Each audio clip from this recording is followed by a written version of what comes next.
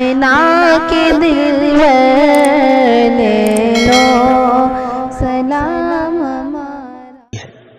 وبشر الذين آمنوا وعملوا الصالحات أن لهم جنات تجري من تحتها الأنهار كلما رزقوا منها من ثمرة رزقا قالوا هذا الذي رزقنا من قبل وأتوا به متشابها ولهم فيها أزواج مطهرة وهم فيها خالدون۔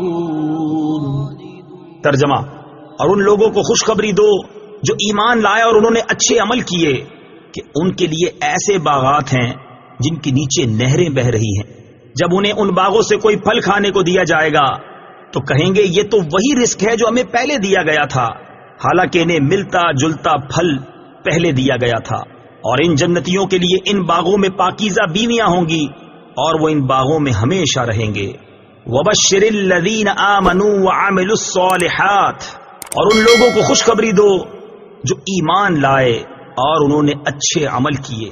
تفسیر صراط الجنان میں ہے اللہ تعالیٰ کی سنت یہ ہے کہ قرآن میں ترہیب یعنی ڈرانے کے ساتھ ترغیب بھی ذکر فرماتا ہے، اسی لیے کفار اور ان کے اعمال و عذاب کے ذکر کے بعد مومنین اور ان کے اعمال و ثواب کا ذکر فرمایا اور انہیں جنت کی بشارت دی۔ صالحات یعنی نیکیاں وہ عمل ہیں جو شرعاً اچھے ہوں، ان میں فرائض و نوافل سب داخل ہیں۔ یہاں بھی ایمان اور عمل کو جدا جدا بیان کیا، جس سے معلوم ہوا کہ عمل ایمان کا جز نہیں ہے۔ وَأُتُوا بِهِ مُتَشَابِهًا، اور انہیں ملتا جلتا پھل دیا گیا۔ تفسیر صراط الجنان میں ہے جنت کے پھل رنگت میں آپس میں ملتے جلتے ہوں گے مگر ذائقے میں جدا جدا ہوں گے، اس لیے ایک دفعہ ملنے کے بعد جب دوبارہ پھل ملیں گے تو جنتی کہیں گے کہ یہ پھل تو ہمیں پہلے بھی مل چکا ہے، مگر جب وہ کھائیں گے تو اس سے نئی لذت پائیں گے اور ان کا لطف بہت زیادہ ہو جائے گا۔ اس کا یہ بھی معنی بیان کیا گیا ہے کہ انہیں دنیاوی پھلوں سے ملتے جلتے پھل دیے جائیں گے تاکہ وہ ان پھلوں سے مانوس رہیں، لیکن جنتی پھل ذائقے میں دنیاوی پھلوں سے بہت اعلیٰ ہوں گے۔ ازواج مطہرہ، پاکیزہ بیویاں۔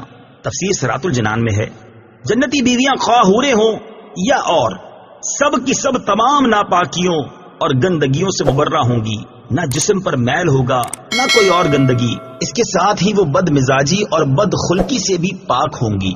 وَهُمْ فِيهَا خَالِدُونَ، وہ ان باغوں میں ہمیشہ رہیں گے۔ تفسیر صراط الجنان میں ہے جنتی نہ کبھی فنا ہوں گے اور نہ جنت سے نکالے جائیں گے، لہذا جنت اور اہل جنت کے لیے فنا